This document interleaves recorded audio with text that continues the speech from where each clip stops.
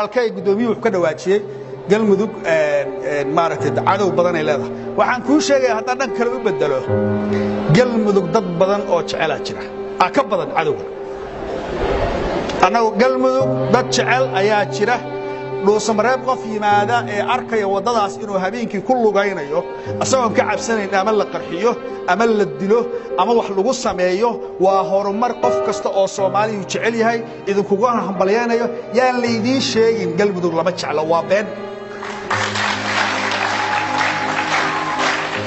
Soomaaliyu meel kasta oo nabada way jeceshahay hadalkaas aamina dadku way oomayeen maskaxdoodii la dilay qalbigoodii la dilay cadawga kaliya arkayaan waa walaalkii cadow kale uma jeedo marka waxa way qof hadii la arko magaalo oo tuu yimaado oo sidoo rabo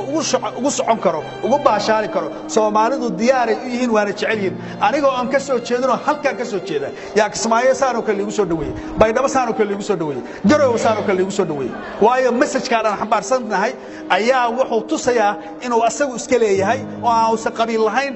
shakhsina lahayn aan ka codsanaynaa ummadda qulubtooda in la isu soo dhaweeyo 12 qabiil halka degan hadaan galmudug nabad laga sameeynin wallahi baysa Soomaali kale ka dhalanay meel kale iska dhalanay halka hadaan ka sameeyno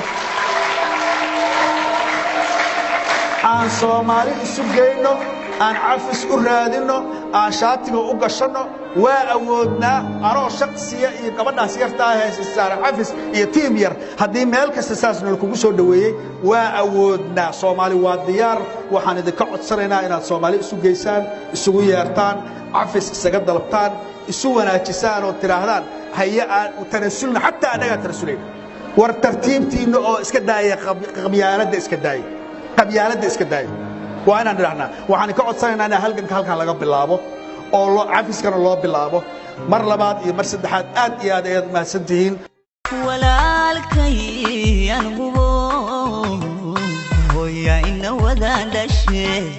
hidiyo dhaqankeenu siman wixii hore oo tegiyo hurdada beentaydu anigu kama xaybay